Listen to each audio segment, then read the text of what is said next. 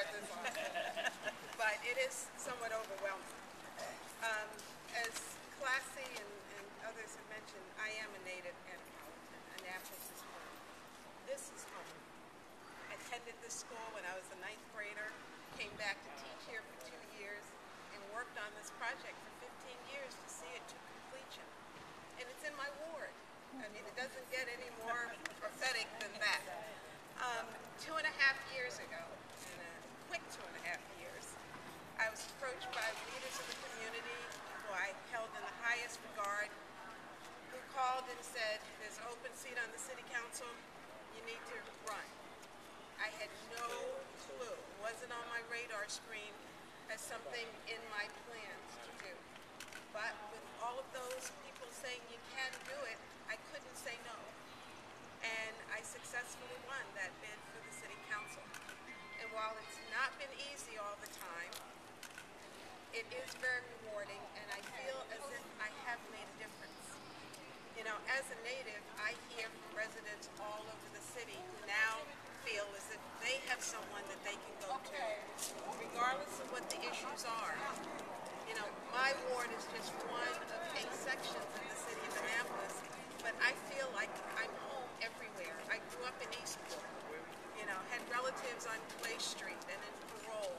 So the whole city is my city. I have worked very hard over the last 2 years in things that I feel will better the lives of the residents of Annapolis.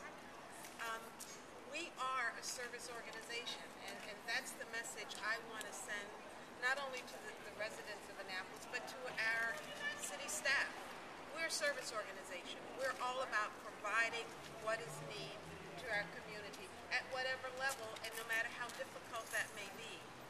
You know, it's not a surprise that out of our budget, 85% is people. You know, because we have people who must provide good services for the residents of the city. That's what it's all about. You know, and in addition to providing good services, we have to deal with other very tough issues. I do serve on the Public Safety Committee. And even more important than that is I've been part of the Safe Zone program. A couple of days ago, the governor was here in the city of Annapolis to talk about the drastic decreases in crime in all levels in the city. And because of the partnership with the federal government, the state government, the local government, and the county government, we've been able to eliminate, or not eliminate, that's coming, but to reduce crime significantly. And I've been an integral part of that. You know, I went to the police chief about year and a half ago, and I said, my ward is getting out of control. What can we do? And he said, I have an idea. And we brought in what's called the Safe Zone program in the Newtown corridor. You know, we did the police stopping everybody, I call them the roadblocks, the road checks, for 30 days. But in addition to that, we had a youth fair, a kids' day there. And it was a free activity just for the kids. We had face painting and balloons and hot dogs and a DJ and and creepy animals from the museum, everything just to get out there with the kids and have fun. But then the next weekend we had a job fair and a health fair there to try to lift up the residents and help them understand that we're there to support them. And as a result of that activity, crime went down in that corridor by 50% and calls went up by 100%. So we've taken a big step closer to empowering the residents to be ready to say, this is my community and we're not going to have this crime here. You know, we replicated that program over on Clay Street just in April, not last month, but in April. And I've been kind of the coordinators to pull all the different pieces together. And we're going to take that to other areas of the city, because we can continue to help eradicate crime and do it so that everybody in the city will feel as if they've had a part in making a difference.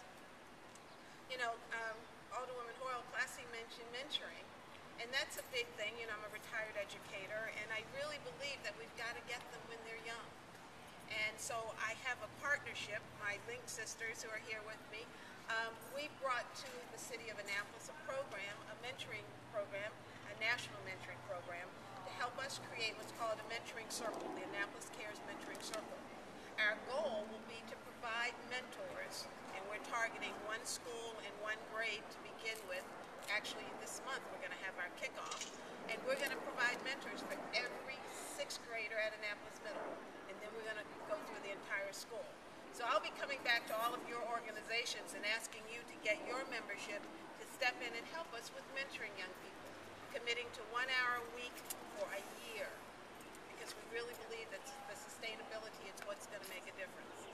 So, you know, those are a couple of the things that I'm truly committed to as far as the city is concerned. I think I've started down this path with getting elected initially, and now I'd like to continue that. And with your help and your support, I think this can happen. This is just the beginning, and so I'll be calling on you to ask for your assistance in a number of areas. But please don't hesitate to let me know what it is that you need from me and from us as a city council. Because we are all working together, and regardless of what our party affiliations are, we're all in this for the same reason, and that's to make the city of Annapolis the most wonderful place in which to live.